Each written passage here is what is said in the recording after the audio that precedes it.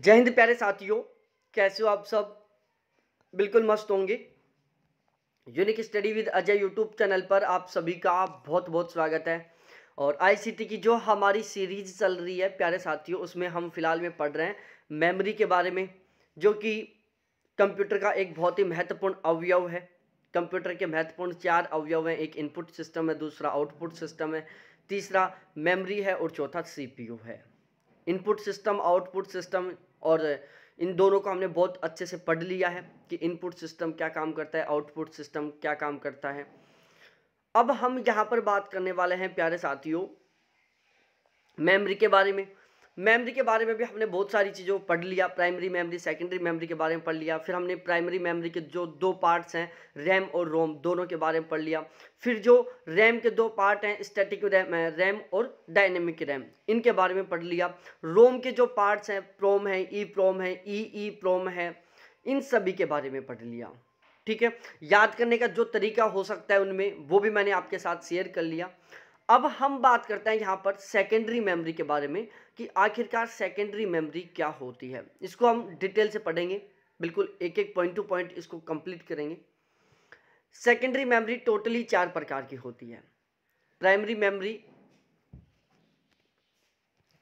तो जो secondary memory है वो टोटल 4 प्रकार की होती है। मैग्नेटिक टैप होता है, मैग्नेटिक डिस्क होता है, ऑप्टिकल डिस्क होता है और फ्लैश मेमोरी होता है। अब यहाँ मैं आपसे एक क्रॉस क्वेश्चन पूछ रहा हूँ प्यारे साथियों कि मैग्नेटिक टैप या मैग्नेटिक डिस्क का प्रयोग कौन सी पीढ़ी के कंप्यूटरों में किया जाता था।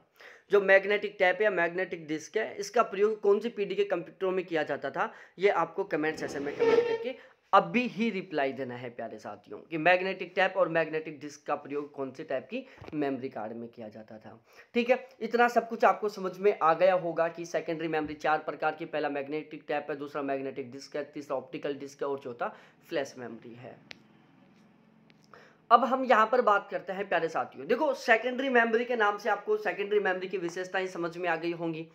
आपको बताना है प्राइमरी मेमोरी और सेकेंडरी मेमोरी में से कंप्यूटर का मुख्य भाग कौन सी है। प्राइमरी मेमोरी है। यदि मैं दोनों की प्रोसेसिंग स्पीड की बात करूं तो प्राइमरी मेमोरी की जो प्रोसेसिंग स्पीड वो सेकेंडरी मेमोरी की तुलना में कहीं ज़्यादा है। यदि हम कीमत की बात करें तो प्राइमरी मेमोरी बहुत महंगी मिलती है, सेकेंडरी मेमोरी सस्ती मिलती है। प्राइमरी मेमोरी कंप्यूटर के साथ ऑटोमेटिकली परमानेंटली तरीके से जुड़ी हुई होती है। ठीक है, तो आपको बताना है कि जो प्राइमरी मेमोरी है वो कंप्यूटर से किससे जुड़ी हुई होती है, तो मदरबोर्ड पर स्लॉट्स के माध्यम से जुड़ी हुई होती है। सेकेंडरी मेमोरी को हम केबल से यूज करते हैं। सेकेंडरी मेमोरी को हम बाद में जोड़ते हैं, इसलिए इसको हम एक्सटर्नल मेमोरी भी बोलते हैं, बाह्य मेमोरी भी बोलते हैं। सेकेंडरी मेमोरी स्थायी मेमोरी होती है, जबकि प्राइमरी मेमोरी अस्थायी और स्थायी दोनों तरीके की होती है। क्योंकि जब मैंने आपको रैम और रोम के बारे में बताया था तब आपको ये सारी चीज़ें समझ में आ गई होंगी। अब हम जो सेकेंडरी मेमोरी है इसके टाइप्स को पढ़ते हैं। सबसे पहले हम लेते हैं मैग्नेटिक टैप के बारे में। यह अनुक्रमिक एक्सेस मेमोरी होती है। इसमें स्टोर डेटा को क्रम से ही एक्सेस किया जाता है। इस टेप में डाटा को कितनी बार भी लिखा, मिटाया, परिवर्तित किया जा सकता है तथा इसके लिए मैग्नेटिक टैप ड्राइव की आवश्यकता होती है। देखो, मैग्नेटिक टैप ये एक अनुक्रमीय सिक्वेंशियल एक्सेस मेमोरी है। जो मैग्नेटिक टैप है प्यारे साथियों एक सिक्वेंशियल एक्सेस मेमोरी है। इसमें स्टोर डाटा को क्रम से ही एक्सेस किया जाता है। दोबारा से मैं रिपीट कर रहा हूं, जो मैग्नेटिक टैप है प्यारे साथियों ये एक सिक्वेंशियल एक्सेस मेमोरी है। इसमें जो डाटा है उनको एक क्रम से एक्सेस किया जाता है, बिल्कुल सीरियल वाइज तरीके से डाटाओं का उपयोग किया जाता है। इस स्टेप में डाटा को कितनी बार भी लिखा जा सकता है, मिटाया जा सकता है और परिवर्तित किया जा सकता है। प्यारे साथियों जो मैग्नेटिक टैप होता है इसमें डाटा को आप कितनी बार भी डिलीट कर सकते हो, कितनी बार भी इसको चेंज कर सकते हो आप। इसके लिए मैग्नेटिक टैप ड्राइव की आवश्यकता होती है। तो मैं एक बार फिर से रिपीट करवा देता हूं। मैग्नेटिक टैप एक सिक्वेंशियल एक्सेस मेमोरी है। इसमें स्टोर डाटा को क्रम से एक्सेस किया जाता है। मैग्नेटिक टैप को आप कितनी बार भी यूज कर सकते हो, मैग्नेटिक टैप को आप कितनी बार भी मॉडिफाई कर सकते हो, कितनी बार भी डिलीट कर सकते हो। मैग्नेटिक टैप के लिए हमें मैग्नेटिक टैप ड्राइव की आवश्यकता होती है। उसके बाद हम बात करते हैं मैग्नेटिक डिस्क के बारे में। मैग्नेटिक डिस्क डाटा को रीराइट और एक्सेस करने के लिए चुंबकीय प्रक्रियाओं का उपयोग करता है। ठीक है भाई, मैग्नेटिक टैप में हम किसका प्रयोग कर रहे थे, मैग्नेटिक टैप ड्राइव का प्रयोग कर रहे थे। वहीं यदि हम बात करें मैग्नेटिक डिस्क, तो प्यारे साथियों मैग्नेटिक डिस्क में डाटा को लिखने के लिए, डिलीट करने के लिए, दोबारा से लिखने के लिए या फिर डाटा को एक्सेस करने के लिए चुंबकीय प्रक्रिया का प्रयोग किया जाता है। तो जो मैग्नेटिक डिस्क है उसमें प्यारे साथियों डाटाओं को रीड करने के लिए, उसे राइट करने के लिए, रीराइट करने के लिए और एक्सेस करने के लिए हम चुंबकीकरण प्रक्रिया का प्रयोग करते हैं, मैग्नेटिक प्रोसेस का प्रयोग करते हैं। इसमें डाटा को डायरेक्ट एक्सेस किया जाता है तथा इसका उपयोग डिजिटल इंफॉर्मेशन को स्टोर करने के लिए किया जाता है। जो मैग्नेटिक डिस्क है प्यारे साथियों, इसका उपयोग डाटा को डायरेक्टली एक्सेस करने के लिए किया जाता है।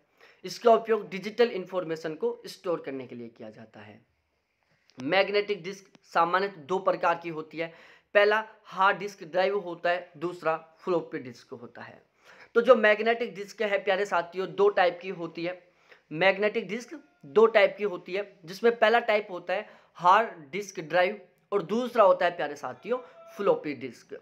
अब हम इन दोनों के बारे में भी थोड़ा बहुत पढ़ लेते हैं कि हार्ड डिस्क ड्राइव क्या होती है, फ्लॉपी डिस्क क्या होती है। आलस आ रहा होगा, कम एनर्जी होगी, चाय पी लो।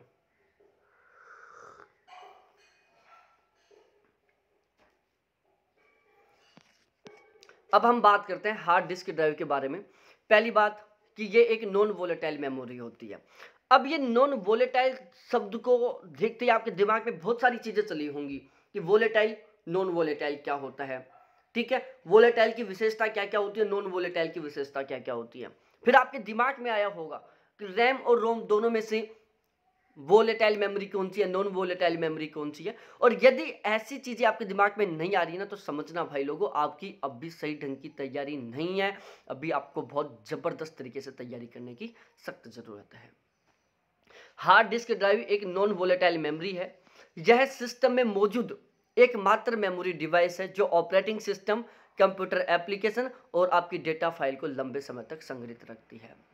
तो प्यारे साथियों जो हार्ड डिस्क ड्राइव है ना, वो एकमात्र ऐसी मेमोरी है, हार्ड डिस्क ड्राइव आपके कंप्यूटर में मौजूद एकमात्र ऐसी मेमोरी है जो ऑपरेटिंग सिस्टम, कंप्यूटर एप्लीकेशन और आपकी डेटा फाइल को एक लंबे समय तक सेव रखने का काम करती है।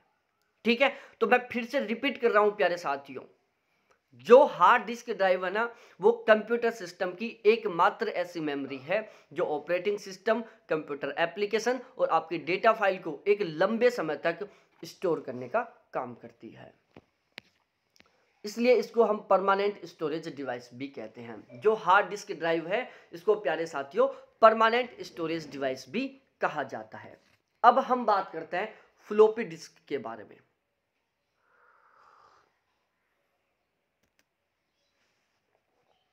फ्लॉपी डिस्क क्या है?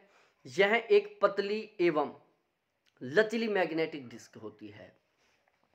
जो फ्लॉपी डिस्क है प्यारे साथियों, यह एक पतली और लचीली मैग्नेटिक डिस्क होती है। फ्लॉपी डिस्क में डेटा को पढ़ने लिखने के लिए FDD फ्लॉपी डिस्क ड्राइव की जरूरत पड़ती है। याद करने की जरूरत है नहीं इसको, आपको इतना याद करना है कि जो फ्लॉपी डिस्क होती है वो फ्लॉपी होती है। फ्लॉपी का मतलब है वो पतली भी होती है और लचीली भी होती है। फ्लॉपी डिस्क में डाटा को पढ़ने के लिए, लिखने के लिए हम FDD फ्लॉपी डिस्क ड्राइव का प्रयोग करते हैं। जैसे मैग्नेटिक टैप ड्राइव का प्रयोग हम मैग्नेटिक टैप में डाटा को लिखने के लिए, पढ़ने के लिए, डिलीट करने के लिए करते थे, बिल्कुल ठीक उसी तरीके से फ्लॉपी डिस्क में हम डाटा लिखने के लिए, पढ़ने के लिए हम फ्लॉपी डिस्क ड्राइव का प्रयोग करते हैं। जो मैग्नेटिक डिस्क है प्यारे साथियों, मैग्नेटिक डिस्क में हम डाटा को लिखने के लिए, बार बार उसको पढ़ने के लिए प्यारे साथियों हम चुंबकीय प्रक्रियाओं का प्रयोग करते हैं।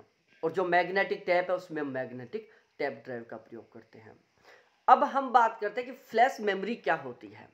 यह एक नॉन वोलेटाइल मेमोरी है।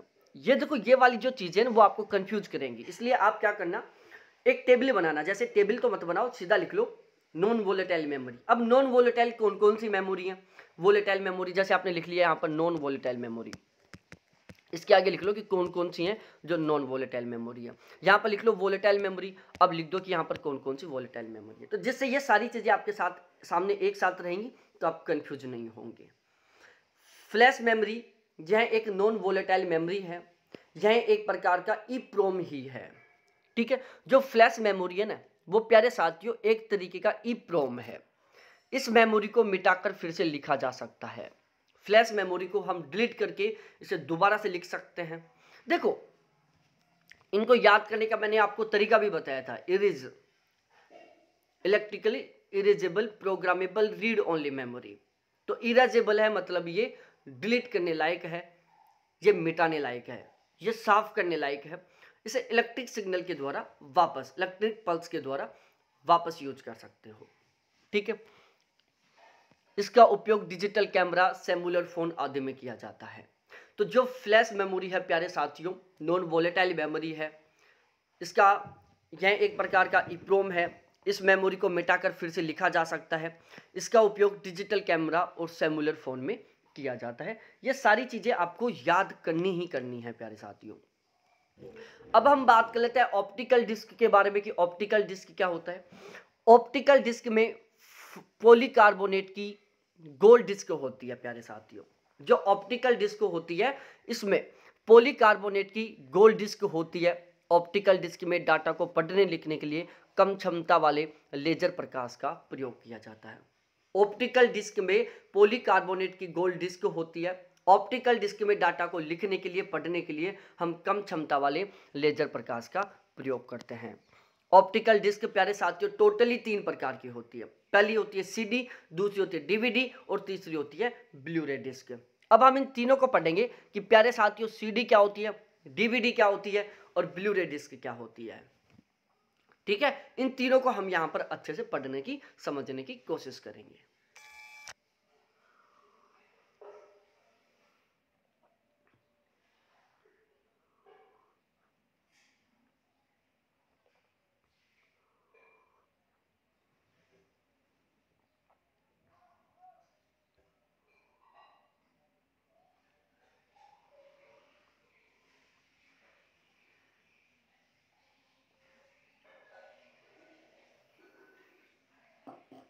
ठीक है, अब हम बात करते हैं सबसे पहले प्यारे साथियों सीडी के बारे में कि सीडी क्या होती है, जानना जरूरी है ना।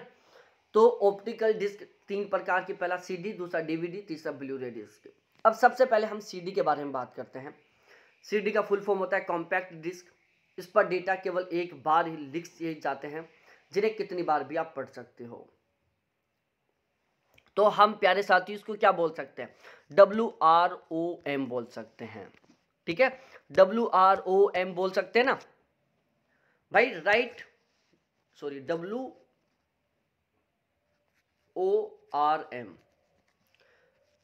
Right once read many memory. Write once read many memory मतलब एक बार लिख सकते हो, अनेक बार पढ़ सकते हो। सीडी, इस पर डेटा केवल एक बार लिखे जाते हैं, जिन्हें कितनी बार भी पढ़ा जा सकता है। सीडी पर से डेटा पढ़ने के लिए एक विशेष उपकरण का प्रयोग किया जाता है, हम जिसे सीडी रोम ड्राइव कहते हैं। क्या कहते हैं प्यारे साथियों, सीडी रोम ड्राइव कहते हैं। सीडी पर से डेटा पढ़ने के लिए एक विशेष उपकरण का प्रयोग किया जाता है, जिसे हम सीडी रोम ड्राइव कहते हैं। तो ये भी आपको याद करने की जरूरत नहीं होगी कि सीडी रोम ड्राइव क्या होता है, या सीडी कॉम्पैक्ट डिस्क में डाटाओं को पढ़ने के लिए हम किसका उपयोग करते हैं। जाहिर सी बात है भाई, कॉम्पैक्ट डिस्क में डाटाओं को पढ़ने के लिए हम सीडी रोम ड्राइव का प्रयोग करते हैं। सीडी पर डेटा पढ़ने व लिखने के लिए लेजर तकनीकी का प्रयोग किया जाता है। कॉम्पैक्ट डिस्क पर प्यारे साथियों आपको डाटा पढ़ने के लिए या डाटा लिखने के लिए लेजर तकनीक का प्रयोग करना होता है। आपने प्राचीन समय में देखा होगा सीडी, ठीक है ना, सीडी भाई जब मेमोरी कार्ड नहीं आया था उससे पहले मूवी देखने के लिए टीवीओं में सीडी लगाते थे। लैपटॉप पे भी सीडी लगाने का ऑप्शन होता है। लैपटॉप का जो चार्जिंग वाला पोर्शन होता है उसके जस्ट अपोजिट साइड में एक ऑप्शन होता है, जहां पर हम थोड़ा सा पुश करते हैं, फिर एक बाहर निकलता है, उसके अंदर हम सीडी रखते हैं, तो वो सीडी घूमती जाती है और वो गाने चलते रहते हैं। सीडी पर डाटा पढ़ने व लिखने के लिए लेजर टेक्निक का प्रयोग किया जाता है। सीडी टोटल 3 प्रकार की होती है। पहला सीडी रोम, जिसको हम बोलते हैं compact disc read only memory. इसमें आप केवल डाटा लिख सकते हैं, सॉरी पढ़ सकते हैं, लिख नहीं पढ़ सकते हैं। जो सीडी रोम है compact disc read only memory है, इसमें आप डाटा को केवल पढ़ सकते हो। उसके बाद हम बात करते हैं CDR कॉम्पैक्ट डिस्क रिकॉर्डेबल, इसमें डेटा लिखने एवं पढ़ने दोनों का काम किया जाता है। कॉम्पैक्ट डिस्क रिकॉर्डेबल में प्यारे साथियों डेटा लिखने का और पढ़ने का दोनों तरीके का काम किया जाता है। उसके बाद हम बात करें CDRW, compact disc rewritable. CDRW compact disc rewritable, इसमें डेटा पढ़ने, लिखने और पुनः लिखने का काम किया जाता है। डाटा लिखने, पढ़ने और पुनः लिखने दोनों का काम किया जाता है CDRW में। तो एक बार फिर से देख लेते हैं भाई। CD-ROM compact disc read only memory, इसमें हम डाटा को केवल पढ़ सकते हैं, रटना नहीं है, शब्दों से समझना है। मैं यहीं पर आपको याद करवाने की कोशिश करता हूं। CD-ROM compact disc read only memory, मतलब हम मेमोरी को केवल पढ़ सकते हैं, तो इसमें डेटा केवल पढ़ सकते हैं। सबसे पता चल रहा है, रटना नहीं है। Compact disc read only memory, मतलब हम डाटा को केवल पढ़ सकते हैं, हम मेमोरी को केवल पढ़ सकते हैं, मतलब यहां पर लिखने की परमिशन नहीं होती, दोबारा से लिखने की परमिशन नहीं होती। उसके बाद होता है CDR compact disc recordable. CDR का फुल फॉर्म है प्यारे साथियों कॉम्पैक्ट डिस्क रिकॉर्डेबल, इसमें डेटा लिखने और पढ़ने दोनों का काम किया जाता है। रिकॉर्डेबल है प्यारे साथियों, रिकॉर्ड रखने योग्य है, मतलब इसमें आप डाटा को लिख भी सकते हो और पढ़ भी सकते हो।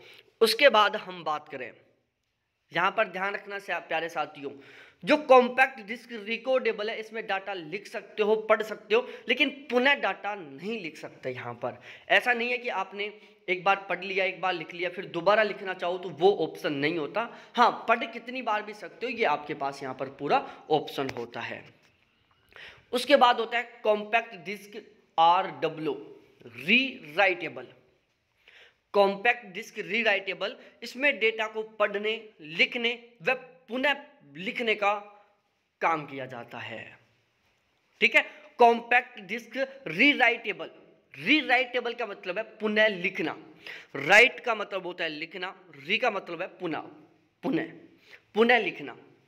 तो जो कॉम्पैक्ट डिस्क रीराइटेबल है इसमें प्यारे साथियों आप डाटा पढ़ भी सकते हो, लिख भी सकते हो, और सबसे मेन बात आप रीराइट भी कर सकते हो, आप पुनः लिख भी सकते हो, दोबारा लिख भी सकते हो।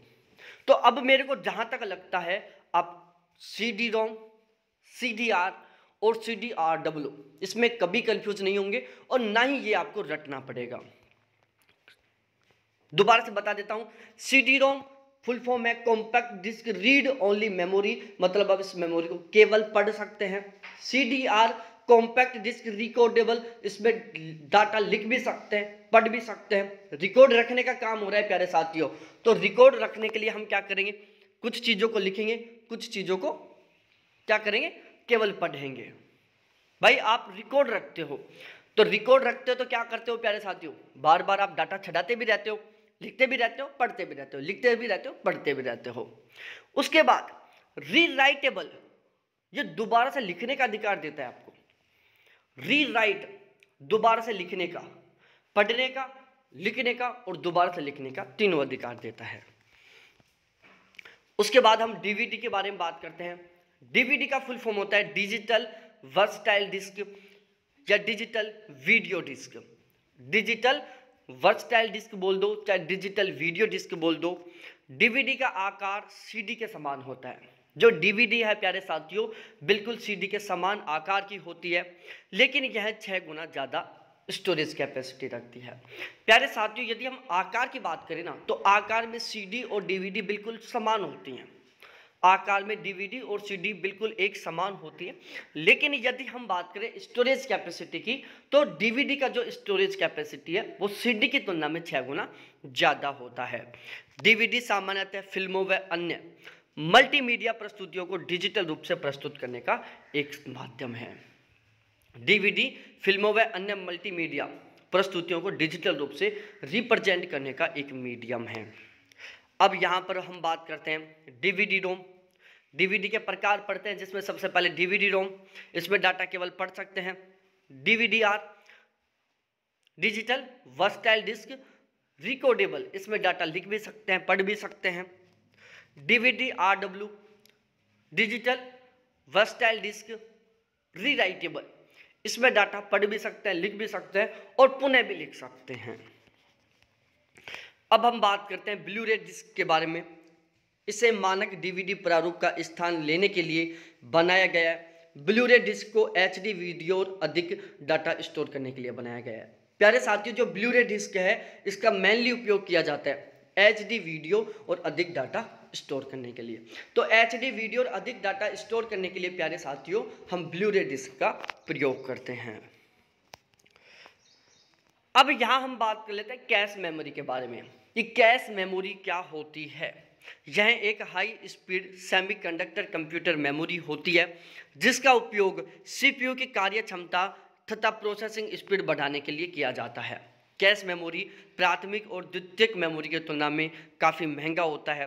कैश मेमोरी तीव्र गति एवं कम संग्रहण क्षमता वाली अस्थायी मेमोरी होती है। कैश मेमोरी को CPU एवं प्राइमरी मेमोरी के बीच में लगाया जाता है जिसका प्रयोग प्रोसेसिंग के दौरान बार बार उपयोग में आने वाले डाटा व निर्देशों को अस्थायी तौर पर संग्रहित करने के लिए किया जाता है। कैश मेमोरी एक वोलेटाइल मेमोरी है, करंट खत्म होते ही कैश मेमोरी डिलीट हो जाती है। अब कैश मेमोरी के बारे में मैं आपको समझाता हूँ। कैश मेमोरी किस तरीके से काम करती है, सबसे पहले यह समझते हैं हम। देखो प्यारे साथियों, कंप्यूटर का जो ओवरऑल प्रोसेसिंग स्पीड है ना, वो दो चीज़ों पर डिपेंड करता है। पहला, इनपुट आउटपुट लेने और देने पर। सपोज दैट इनपुट लेने में समय लग रहा है तो ओवरऑल प्रोसेसिंग में ज़्यादा समय लग जाएगा। दूसरा, उसका प्रोसेसिंग स्पीड पर, वो जो काम कर रहा है उसमें यदि कंप्यूटर ज़्यादा टाइम लगा रहा है तो ओवरऑल टाइम ज़्यादा लग जाएगा। जैसे आपने कंप्यूटर को निर्देश दिया 4 + 5 + 3, आपने इनपुट दिया, अब ये इनपुट ही CPU तक 2 मिनट में पहुंचा है। ये इनपुट है जो CPU तक 2 मिनट में पहुंचा, फिर CPU ने इसको प्रोसेस करने में 2 मिनट का समय लगा दिया। टोटल कितना समय लग गया? 4 मिनट लग गया। तो कंप्यूटर की प्रोसेसिंग स्पीड स्लो हो गई। दूसरी कंडीशन, आपने कंप्यूटर को इनपुट दिया 4 + 5 + 3, ये कंप्यूटर के CPU तक पहुंचने में 2 मिनट का समय लगाया, लेकिन कंप्यूटर के CPU ने इस डाटा को प्रोसेस करने में मात्र 1 सेकंड का समय लगाया। तो टोटल कंप्यूटर का प्रोसेसिंग टाइम कितना हुआ? 2 मिनट 1 सेकंड का, मतलब पहले वाली की तुलना में कम हो गया। तीसरी कंडीशन, आपने इनपुट दिया, इनपुट डिवाइस ने आपके इनपुट को कंप्यूटर के CPU तक पहुंचाने में मात्र 1 सेकंड का समय लिया, और कंप्यूटर के CPU ने आपके डाटा को प्रोसेस करने में 1 सेकंड का समय लिया। आपका टोटल काम कितने में हो गया? मात्र 2 सेकंड में। तो ओवरऑल क्या हो गया प्यारे साथियों? कंप्यूटर की जो प्रोसेसिंग स्पीड थी बहुत तेज हो गई। तो जो कंप्यूटर की प्रोसेसिंग स्पीड है ना, वो केवल और केवल कंप्यूटर के CPU की प्रोसेसिंग स्पीड पर ही डिपेंड नहीं करती। कंप्यूटर की ओवरऑल जो प्रोसेसिंग स्पीड है वो इनपुट लेने की प्रोसेसिंग स्पीड, CPU के काम को प्रोसेस करने की स्पीड, इन दोनों के ऊपर निर्भर करती है।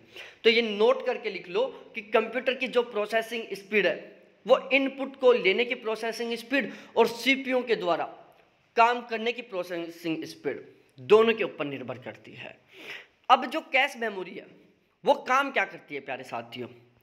ये हमारा CPU है, ये हमारी प्राइमरी मेमोरी है, ठीक है। इन दोनों के बीच में एक मेमोरी लगा दिया जाता है जिसको बोल रहे हैं हम कैश मेमोरी, ठीक है। अब ये कैश मेमोरी क्या काम करती है? ये हमारा CPU है, ये कोई भी काम कर रहा है और इसको किसी डाटा की बार बार जरूरत पड़ रही है, या फिलहाल में जो भी काम कर रहा है जिस डाटा के ऊपर, तो ये डाटा प्यारे साथियों इस कैश मेमोरी में सेव हो जाते हैं। ये प्राइमरी मेमोरी में नहीं, प्राइमरी मेमोरी में भी सेव हो जाते हैं ये, और कैश मेमोरी में भी सेव हो जाते हैं। भाई CPU जिन डाटाओं का बार बार यूज कर रहा है और जो फिलहाल में काम कर रहा है, ये प्राइमरी मेमोरी में भी सेव हो रहे हैं, और ये डाटा प्यारे साथियों प्राइमरी मेमोरी और CPU के बीच में जो कैश मेमोरी लगी हुई है इसमें भी सेव हो रहे हैं, दोनों जगह पर सेव हो रहे हैं। अब CPU को किसी डाटा की जरूरत पड़े एक साइड तो सीपीयू ये डाटा लाने के लिए प्यारे साथियों प्राइमरी मेमोरी तक जाए और एक साइड ये केवल कैश मेमोरी तक जाए, तो कम दूरी कौन सी है? प्राइमरी मेमोरी तक डाटा लाने के लिए सीपीयू को थोड़ी ज़्यादा डिस्टेंस तय करनी पड़ेगी। कैश मेमोरी से डाटा लाने के लिए प्यारे साथियों सीपीयू को थोड़ी कम डिस्टेंस तय करनी पड़ेगी। तो ओवरऑल क्या होगा? यदि सीपीयू प्राइमरी मेमोरी के बजाय कैश मेमोरी से डाटा उठाता है तो डाटा को इनपुट करने में बहुत ही कम समय लगेगा। दूसरी बात, जो कैश मेमोरी है ना, उसकी जो प्रोसेसिंग स्पीड है वो प्राइमरी मेमोरी की तुलना में कहीं ज़्यादा है।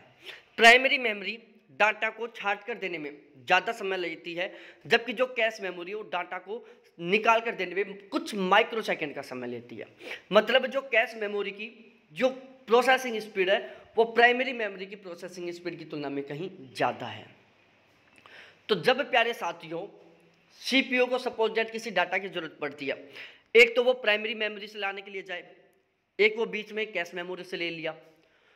प्राइमरी मेमोरी से यदि सीपीयू डाटा लाने के लिए जाएगा तो उसे थोड़ी ज़्यादा डिस्टेंस तय करनी पड़ेगी। कैश मेमोरी है जो प्राइमरी मेमोरी और सीपीयू के बीच में ही है, तो यदि सीपीयू डाटा लाने के लिए कैश मेमोरी के पास जाता है तो उसे थोड़ा कम दूरी तय करना पड़ेगा। तो एक तो यहाँ पर समय बच जाएगा यदि सीपीयू कैश मेमोरी से डाटा लेता है तो। दूसरी बात, यदि कोई डाटा प्राइमरी मेमोरी में सेव है, कैश मेमोरी में भी सेव है, कैश मेमोरी की जो प्रोसेसिंग स्पीड है वो प्राइमरी मेमोरी की तुलना में कहीं ज़्यादा है। तो यदि सीपीयू प्राइमरी मेमोरी के पास भी डाटा लाने के लिए जाता है और कैश मेमोरी के पास भी डाटा लाने के लिए जाता है, तो कैश मेमोरी है जो सीपीयू को तुरंत डाटा दे देगी।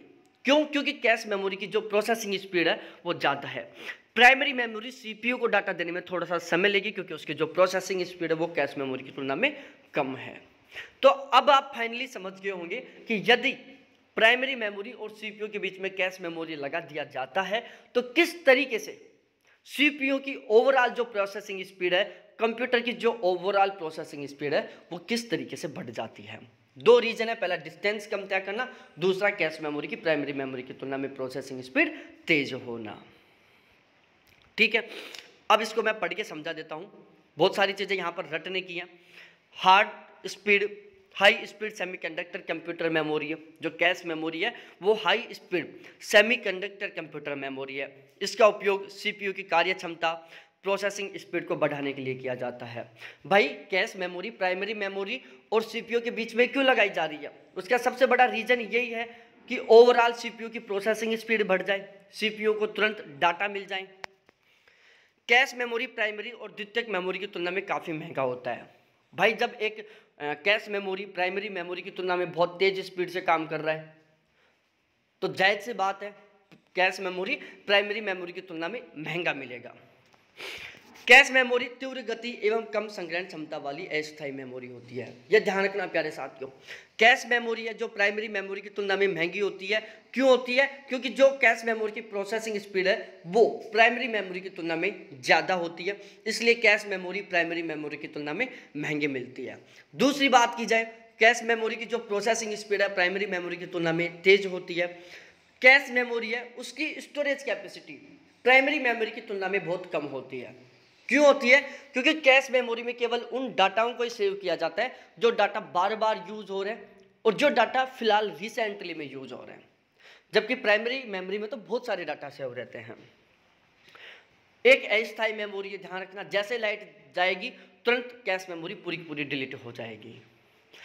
कैश मेमोरी को सीपीयू एवं प्राइमरी मेमोरी के बीच में लगाया जाता है, जिसका प्रयोग प्रोसेसिंग के दौरान बार बार उपयोग में आने वाले डाटा एवं निर्देशों को अस्थायी तौर पर संग्रहित करने के लिए किया जाता है।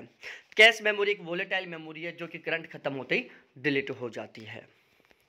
स्थायी मेमोरी के उदाहरण प्यारे साथियों हार्ड ड्राइव है, मेमोरी कार्ड है, फ्लॉपी ड्राइव है, स्पूल है, सीटीडी है, सीडी है, डीवीडी है, ऑडियो टेप है। ये सभी के सभी क्या है? परमानेंट मेमोरी के एग्जाम्पल हैं। तो आपको जो स्थायी मेमोरी है उनके एग्जाम्पल याद करना है कि हार्ड ड्राइव है, मेमोरी कार्ड है, फ्लॉपी ड्राइव है, स्पूल है, सीटीडी है, सीडी है, डीवीडी है, ऑडियो टैप है। ये सभी के सभी क्या है प्यारे साथियों? परमानेंट मेमोरी के एग्जाम्पल हैं। रोम में डेटा संग्रहित करने की प्रोसेस को हम बर्निंग बोलते हैं, जलाना बोलते हैं। यदि आप रोम में डाटा स्टोर कर रहे हो तो एक तरीके से हम कह सकते हैं कि आप डाटा को बर्न कर रहे हो, आप डाटा को जला रहे हो। प्राइमरी मेमोरी में डाटा संग्रहित करने को लिखना कहते हैं, डेटा प्राप्त करने को पढ़ना कहते हैं। प्यारे साथियों, यदि आप प्राइमरी मेमोरी में डाटा स्टोर कर रहे हो, प्राइमरी मेमोरी में यदि आप डाटा स्टोर कर रहे हो तो आप क्या कर रहे हो, डाटा लिखने का काम कर रहे हो। यदि आप प्राइमरी मेमोरी से डाटा ले रहे हो तो आप क्या कर रहे हो प्यारे साथियों, डाटा पढ़ने का काम कर रहे हो। कंप्यूटर मेमोरी संग्रहण व भंडारण क्षमता का बढ़ता हुआ क्रम। देखो प्यारे साथियों, सबसे छोटी मेमोरी होती है रजिस्टर, रजिस्टर से बड़ी होती है कैश मेमोरी, कैश से बड़ा होता है रैम, और रैम से बड़ा होता है हार्ड डिस्क। स्टोरेज कैपेसिटी के बेसिस पर बात की जाए, सबसे छोटी रजिस्टर होती है, उससे बड़ा कैश मेमोरी होता है, उससे बड़ा रैम होता है, उससे बड़ा हार्ड डिस्क होता है। यदि हम मेमोरी की प्रोसेसिंग स्पीड के बेस पर बात करें तो सबसे तेज प्रोसेसिंग स्पीड रजिस्टर की होती है, उससे ज़्यादा कैश मेमोरी की होती है। सबसे तेज प्रोसेसिंग स्पीड रजिस्टर की होती है, रजिस्टर से थोड़ी सी कम कैश मेमोरी की प्रोसेसिंग स्पीड होती है। कैश मेमोरी से कम प्रोसेसिंग स्पीड मैन मेमोरी की होती है, और मैन मेमोरी से कम प्रोसेसिंग स्पीड प्यारे साथियों हार्ड डिस्क की होती है। ठीक है, तो ये तो है स्टोरेज कैपेसिटी का बढ़ता हुआ क्रम, ये है मेरे प्यारे साथियों प्रोसेसिंग स्पीड का बढ़ता हुआ क्रम। बढ़ता हुआ क्रम इस तरीके से, घटता क्रम इस तरीके से है। अब यहाँ पर हम मेमोरी पढ़ लेते हैं। ठीक है, देखो किलोबाइट को केबी के द्वारा दिखाया जाता है, और यहाँ पर ये जो वैल्यू है बाइनरी और दशमलव इन दोनों में याद करना है। 2 की पावर 10, 10 की पावर 3। किलोबाइट केबी के द्वारा दिखाया जाता है, 2 की पावर 10, 10 की पावर 3 होता है। मेगाबाइट एमबी के द्वारा दिखाया जाता है, 2 की पावर 20, 10 की पावर 6। गीगाबाइट जीबी में दिखाया जाता है, 2 की पावर 30, 10 की पावर 9। उसके बाद प्यारे साथियों टेराबाइट के बारे में हम बात करें, टीबी के द्वारा दिखाया जाता है, 2 की पावर 40, 10 की पावर 12। पेटाबाइट पीबी के द्वारा दिखाया जाता है, 2 की पावर 50, 10 की पावर 15। हेक्साबाइट को प्यारे साथियों ईबी के द्वारा दिखाया जाता है, 2 की पावर 60, 10 की पावर 18। जेटाबाइट जेडबी के द्वारा दिखाया जाता है, 2 की पावर 70, 10 की पावर 21। जेटाबाइट वाईबी के द्वारा दिखाया जाता है, 2 की पावर 80 और 10 की पावर 24। ठीक है, अब यहाँ पर आपने एक चीज़ देखा होगा, kilobyte, megabyte, gigabyte, terabyte, petabyte, हेक्साबाइट, zettabyte और येटाबाइट, ये इसका बढ़ता हुआ क्रम है मेमोरी स्टोरेज कैपेसिटी का। ठीक है, ये इनके कीवर्ड हैं। ठीक है, अब यहाँ पर प्यारे साथियों 10, 20, 30, 40, 50, 60, 70, 80 ये सीक्वेंस में चल रहा है 2 की पावर में। 3 दूनी 6, 6 तिया 9, सॉरी 3 एकम 3, 3 दूनी 6, 3 तिया 9, 3 चौक 12, 3 पंचो 15, 3 छः 18, 3 7 21, 3 8 24, मतलब 3 के पहाड़ी की सीक्वेंस में चल रहा है 10 की पावर के ऊपर। तो आपको केवल इतना याद करना है कि सबसे छोटी कौन सी होती है, किलोबाइट, फिर मेगाबाइट, फिर गीगाबाइट, फिर टेराबाइट, फिर पेटाबाइट, फिर हेक्साबाइट, फिर जेटाबाइट, फिर येटाबाइट। ठीक है, यहाँ पर सबसे छोटी कौन सी है, किलोबाइट है, यहाँ पर सबसे बड़ा कौन सा है, येटाबाइट है। ठीक है, इनके ये कीवर्ड हैं जिनको आप याद करने की जरूरत नहीं है, क्योंकि किलोबाइट इंग्लिश में लिखोगे किलोबाइट, किलोबाइट तो ये केबी हो गया। मेगाबाइट, मेगाबाइट को लिखो तो एमबी हो गया। इसी तरीके से गीगाबाइट लिखो, गीगाबाइट, जीबी हो गया। इसी तरीके से टेराबाइट लिखो, टेराबाइट, टीबी हो गया। इसी तरीके से आप पेटाबाइट लिखो, पेटाबाइट, पीबी हो गया। हेक्साबाइट लिखो, हेक्साबाइट तो ईबी हो गया। जेटाबाइट लिखो तो जीबी हो गया। जेटाबाइट लिखो तो वाईबी हो गया। ठीक है, तो आपको केवल इस तरीके से इनका शॉर्ट फॉर्म याद करना है, यह रटना नहीं है, केवल आप इन शब्दों के आधार पर बना लोगे। समझ में आ गया ना भाई, जब आप इनको इंग्लिश में लिखोगे ना, किलोबाइट को, मेगाबाइट को, गीगाबाइट को, टेराबाइट को स्पेलिंगों में लिखोगे तो आप वहां से इसका शॉर्ट फॉर्म निकाल लोगे, जो मैंने अब भी निकाल के दिखाया आपको। मैं एक बार दोबारा बता देता हूं, जैसे गीगाबाइट है, गीगाबाइट को हम ऐसे लिखते हैं, गीगाबाइट, तो जी और बी क्या बन गया, जीबी बन गया।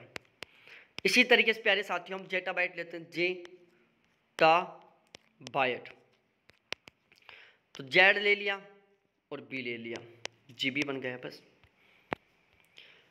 बाइनरी याद करने का 10, 20, 30, 40, 50, 60, 70, 80, 90, 100 ये सीक्वेंस है। दशमलव याद करने का 10 की घात 3, 3 दूनी 6, 3 तिया 9, 3 चौक 12, 3 पंच 15, 3 छः 18, 3 7 21, 3 8 24, 3 नाम 27, 3 ढाई 30, 3 के पाड़े के सीक्वेंस में चलना है। बिट का फुल फॉर्म होता है बाइनरी डिजिट। यह कंप्यूटर में सबसे छोटी मेमोरी यूनिट होती है। प्रत्येक बिट में एक डिजिट होती है जो या तो 1 हो सकती है या 0 हो सकती है। प्यारे साथियों, बिट का फुल फॉर्म होता है बाइनरी डिजिट। बिट का फुल फॉर्म बाइनरी डिजिट होता है। कंप्यूटर में ये सबसे छोटी मेमोरी होती है। प्रत्येक बिट में एक डिजिट होती है, या तो 1 हो सकता है या फिर 0 हो सकता है। उसके बाद हम बात करें निबल की। एक निबल 4 बिट से मिलकर बना होता है। जब 4 बिट्स आपस में मिल जाते हैं तो एक निबल का निर्माण होता है प्यारे साथियों। और जब 8 बिट आपस में मिल जाते हैं तो एक बाइट का निर्माण होता है। तो ये ध्यान रखना, बिट्स का फुल फॉर्म है बाइनरी डिजिट। बिट्स का फुल फॉर्म क्या होता है? Binary digit. कंप्यूटर सिस्टम की सबसे छोटी मेमोरी होती है जिसमें केवल एक अंक शामिल होता है, या तो 0 होता है या 1 होता है।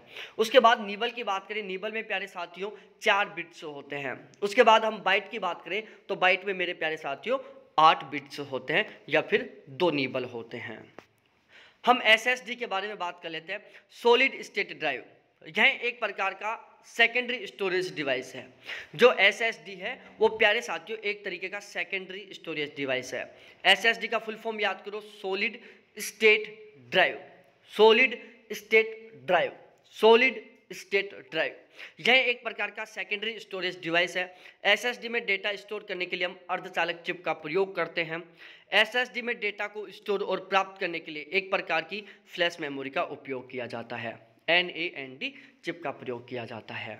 तो एसएसडी में डेटा को स्टोर करने प्राप्त करने के लिए प्यारे साथियों फ्लैश मेमोरी NAND का उपयोग किया जाता है।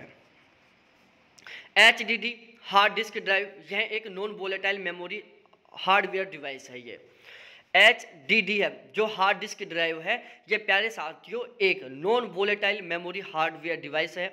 इसका काम कंप्यूटर डेटा को स्थायी रूप से संग्रहित व पुनः प्राप्त करने के लिए किया जाता है। प्रथम हार्ड डिस्क का निर्माण IBM के द्वारा किया गया था।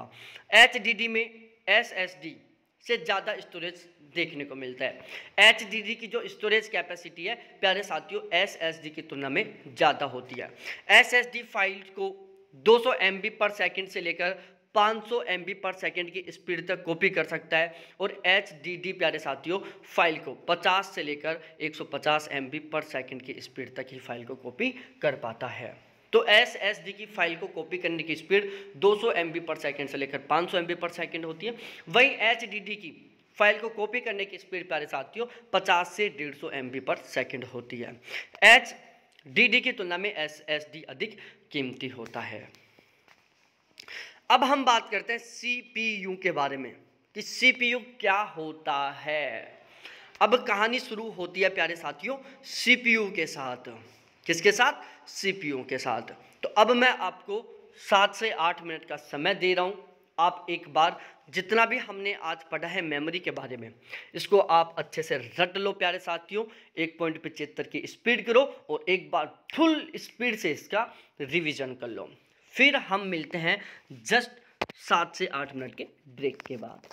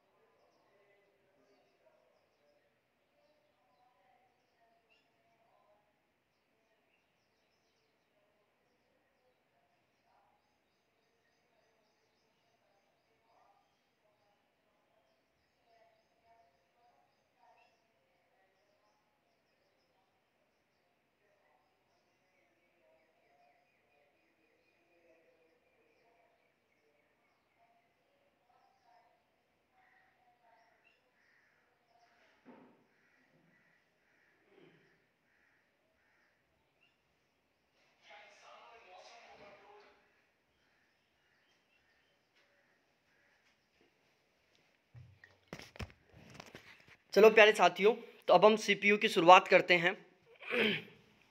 सीपीयू का फुल फॉर्म होता है सेंट्रल प्रोसेसिंग यूनिट। सीपीयू का फुल फॉर्म होता है सेंट्रल प्रोसेसिंग यूनिट। सीपीयू को प्रोसेसर, माइक्रो प्रोसेसर भी कहते हैं। सीपीयू सेंट्रल प्रोसेसिंग यूनिट इसका फुल फॉर्म होता है। सीपीयू को हम प्रोसेसर या माइक्रो प्रोसेसर भी कहते हैं। सीपीयू कंप्यूटर के मदरबोर्ड पर लगा एक वर्गाकार इलेक्ट्रॉनिक माइक्रोचिप होता है। प्यारे साथियों, जो सीपीयू होता है वो कंप्यूटर के मदरबोर्ड पर लगा हुआ एक वर्गाकार इलेक्ट्रॉनिक माइक्रोचिप होता है। सीपीयू के कंप्यूटर का दिमाग भी कहा जाता है। जो सीपीयू है उसे कंप्यूटर का दिमाग भी कहते हैं। जैसे हमारा जो दिमाग है उसको हम सीपीयू कह सकते हैं, बिल्कुल ठीक इसी तरीके से जो कंप्यूटर का दिमाग है उसे हम सीपीयू कहते हैं। सीपीयू कंप्यूटर से जुड़े सभी हार्डवेयर, सॉफ्टवेयर, इनपुट डिवाइस से प्राप्त डेटा एवं निर्देशों को संभालता है और उसे प्रोसेस करके परिणाम देता है। ऑपरेटिंग सिस्टम व अन्य प्रोग्रामों का संचालन भी करता है। प्यारे साथियों, जो सीपीयू है ना वो पूरे कंप्यूटर सिस्टम को कंट्रोल करता है। जैसे हमारा दिमाग है हमारे पूरे शरीर को कंट्रोल कर रहा है, हमारे हाथ भी दिमाग की वजह से हिल रहे हैं, हमारी जो डाइजेशन की प्रोसेस है वो भी केवल और केवल हमारे दिमाग से चल रही है, हमारा ब्लड सर्कुलेशन भी दिमाग से चल रहा है, हम देख रहे हैं, पढ़ रहे हैं, सुन रहे हैं, गाना गा रहे हैं, दिमाग में कुछ और चल रहा है, सारा सब कुछ हमारे किससे हो रहा है? हमारे दिमाग से हो रहा है, हमारे दिमाग में लगे हुए सीपीयू से हो रहा है। बिल्कुल ठीक उसी तरीके से प्यारे साथियों, कंप्यूटर के जितने भी पार्ट्स हैं, चाहे वो इनपुट डिवाइस हो, चाहे वो आउटपुट डिवाइस हो, चाहे वो प्रोसेसिंग की स्पीड हो, चाहे वो मेमोरी कार्ड हो, कंप्यूटर के कंप्लीट सिस्टम को कंट्रोल करने का काम कौन करता है? कंप्यूटर का सीपीयू करता है। सीपीयू कंप्यूटर कीबोर्ड से प्राप्त समस्त निर्देशों का पालन करता है।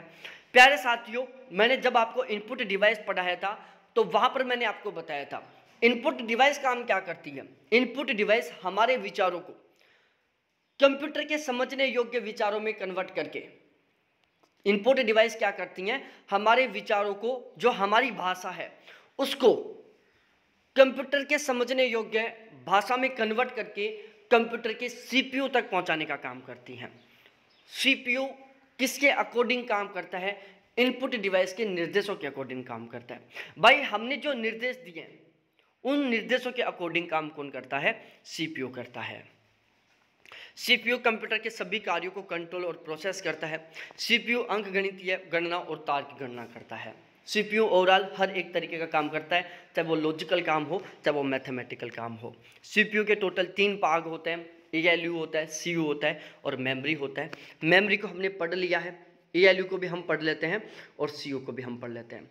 सबसे पहले प्यारे साथियों ये ध्यान रखना है आपको कि सीपीयू के टोटल 3 पार्ट होते हैं। पहला एएलयू होता है, दूसरा सीयू होता है और तीसरा मेमोरी होता है। एएलयू का फुल फॉर्म होता है अरिथमेटिक लॉजिकल यूनिट।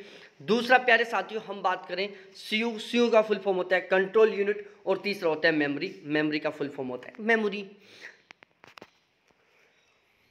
इनको हम कल पढ़ेंगे क्योंकि बहुत सारी चीजें आज हमने केवल याद करने का पढ़ा है, दिमाग में खिचड़ी बन जाएगी। तो इस वाले पोर्शन को हम कल कंप्लीट करेंगे।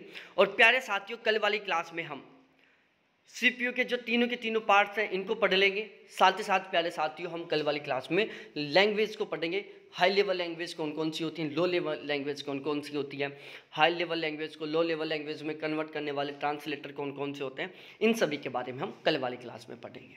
बहुत बहुत धन्यवाद आप सभी को देखने के लिए। थैंक्स बाय मेरे प्यारे साथियों।